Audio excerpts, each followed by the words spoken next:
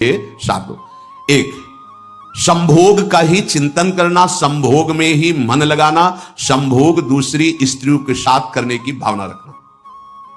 संभोग, पहला है संभोग। रात दिन बैठे बैठे बस यही चिंतन करना, गंदी बातों का, गंदी बातें देखना, गंदी बातें सुनना, गंदी बातों का चिंतन करना।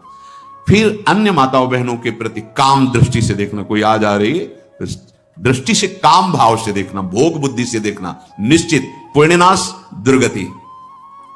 बड़े बड़े उदाहरण इतिहास में हैं जिन्होंने ऐसा दृश्य नेत्रों से देखने की चेष्टा की, मन में संकल्प किया भोगने का, नष्ट हो गए, चाहे वो कितने बड़े प्रतापी हो। ये दुर्योधन कोई साधारण थोड़ी है, भगवान व्यासदेव जी के द्वारा ही तो, भगवान व्यासदेव जी ही इसकी उत्पत्ति का कारण है। आप देखो इतने महान पुलस्त जी ही उत्पत्ति का कारण है रावण की। बस ये ऐसे दोष हैं जिनके कारण जीव नष्ट हो जाता है। ठीक है, धर्मयुक्त काम भगवान ने आदेश किया है, आपका पाणी ग्रहण संस्कार हो गया है, संतान उत्पत्ति की भावना से कुछ पवित्र तिथियों का त्याग करते हुए चर्चा में हुई है। एक नियम है, एक आदेश है शास्त्र का। आप बहुत काम प्रवृत्ति वाले हैं तो प्रत्येक मास में जब माता बहनें पवित्र हो जाती मासिक धर्म से, तो जिनका पाणी ग्रहण आपने किया, जो पत्नी स्वरूप है, वो ठीक है।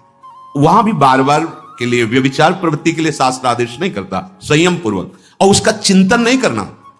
पाणी ग्रहण संस्कार है, घर में विराजमान है, एक संयम एक नियम के अनुसार उसका चिंतन तो फिर भ्रष्ट कर देगा। चिंतन प्रभु का करना है, चिंतन प्रभु की सेवा जो आपके कर्तव्य, इसके चिंतन से बचो।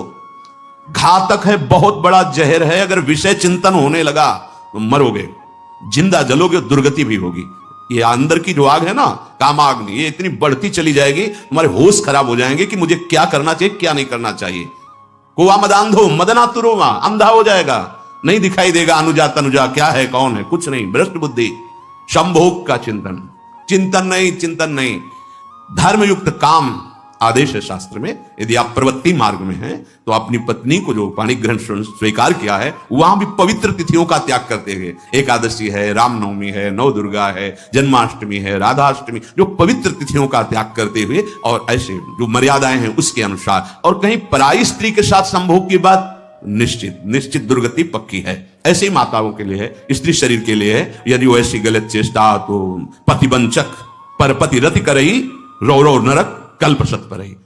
ये भोग चिंतन से बचने की चेष्टा कीजिए तो क्रिया से अपने आप बच जाएंगे।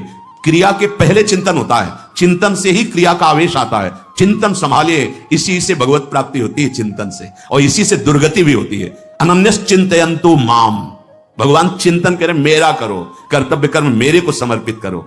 अब जब चिंतन संभोग का होगा तो बुद्धि भ्रष्ट हो जाएगी। ये जो राक्षसी प्रवृत्तियां सुनने को मिलती है ना, कि ऐसा हुआ, वो देखा सुना और चिंतन किए, और इतनी राक्षसी वृत्ति आ गई कि बस अब उनमें और राक्षसों में कोई अंतर नहीं रह गया।